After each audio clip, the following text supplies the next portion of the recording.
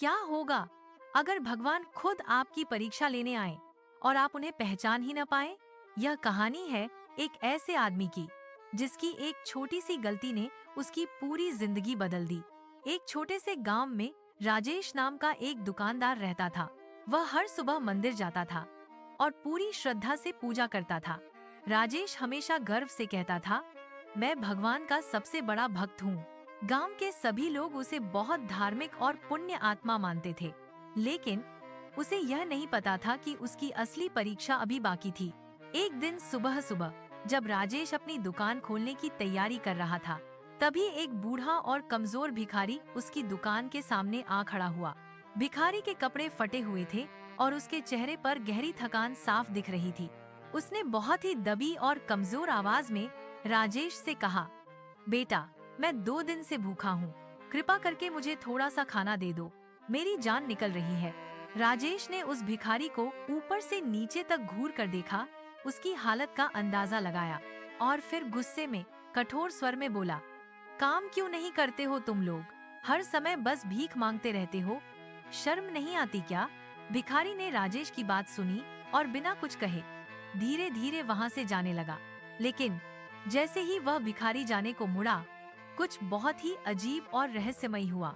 भिखारी ने एक पल के लिए पलटकर राजेश की तरफ देखा और उसकी आंखों में एक ऐसी चमक थी जो किसी साधारण इंसान की नहीं हो सकती थी।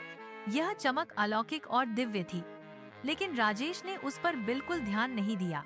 उसने उस अद्भुत चमक को अनदेखा कर दिया और अपने काम में लग गया। उस दिन के बाद से राजेश की दुकान पर ग्राहकों की संख्या अचानक कम होने लगी। उसकी रोजाना की कमाई धीरे धीरे घटने लगी, जिससे उसे चिंता होने लगी। घर में भी छोटी मोटी परेशानियां और आर्थिक तंगी बढ़ने लगी थी। राजेश इन सब से बहुत परेशान हो गया। उसे समझ नहीं आ रहा था कि क्या हो रहा है। वह अपनी परेशानी लेकर मंदिर गया, भगवान के सामने हाथ जोड़कर खड़ा हो गया। रोते हुए स्वर में उसने भगवान से पूछा, हे भगवान, मैं रोज आपकी पूजा करता हूँ, फिर मेरे साथ ही ऐसा क्यों हो रहा है? मैंने ऐसा क्या गलत किया है?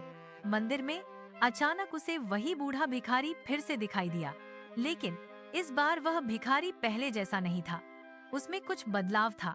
उसके पीछे एक हल्की दिव्य रोशनी चमक रही थी, जो उसे और भी खास बना रही थी, और उसकी आवाज अब पहले से कहीं ज्यादा गंभीर और शांत गूंज रही थी। भिखारी ने कहा, राजेश, मैं तुम्हारी परीक्षा लेने आया था। तुम मुझे पहचान न सके। तुमने मुझे एक साधारण भिखारी समझा। सच्ची भक्ति सिर्फ मंदिर जाने और पूजा पाठ करने से नहीं होती है। सच्ची भक्ति तो दूसरों की मदद करने में, उनकी सेवा करने में निहित है। यह सुनकर राजेश की आंखों से आंसू बहने लगे। उसे अपनी गलती का एहसास हुआ। उसे समझ आ गया कि उसने कितनी बड़ी भूल की थी और उसका दिल पश्चाताप से भर गया। वह तुरंत जमीन पर बैठ गया और हाथ जोड़कर बोला, मुझसे बहुत बड़ी गलती हो गई। कृपा करके मुझे माफ कर दीजिए। मैंने आपको पहचानने में भूल कर दी। लेकिन जब उसने अपनी आंखें उठाकर ऊपर देखा तो वहाँ कोई नहीं था। सिर्फ मंदिर की घंटियां मधुर ध्वनि में बज रही थीं, जो एक शांतिपूर्ण माहौल बना रही थीं। अगले दिन से राजेश पूरी तरह से बदल गया। उसका व्यवहार और सोच बदल गई। जब भी कोई जरूरतमंद व्यक्ति उसकी दुकान पर आता, वह मुस्कुराकर उसकी मदद करता। वह उन्हें खाना देता, पैसे देता और उनकी हर संभव सहायता करने लगा। धीरे धीरे उसकी दुकान पर फिर से ग्राहक आने लगे और उसकी कमाई बढ़ने लगी। उसके घर में भी फिर से खुशियां लौट आईं और शांति का माहौल बन गया। राजेश ने यह सीख लिया था कि सच्ची सेवा ही ईश्वर की सच्ची पूजा है। याद रखिए, भगवान कभी भी किसी भी रूप में हमारे सामने आ सकते हैं। हमें उन्हें पहचानने के लिए हमेशा तैयार रहना चाहिए और सबका सम्मान करना चाहिए। सच्ची पूजा दूसरों की निस्वार्थ भाव से मदद करने में ही होती है। यह कहानी हमें सिखाती है कि दया और करुणा ही सबसे बड़े गुण हैं। अगर आपको यह प्रेरणादायक कहानी पसंद आई तो कृपया इस वीडियो को लाइक करें और हमारे चैनल को सब्सक्राइब जरूर करें। आपके समर्थन से हमें और अच्छी कहानियाँ बनाने की प्रेरणा मिलती है।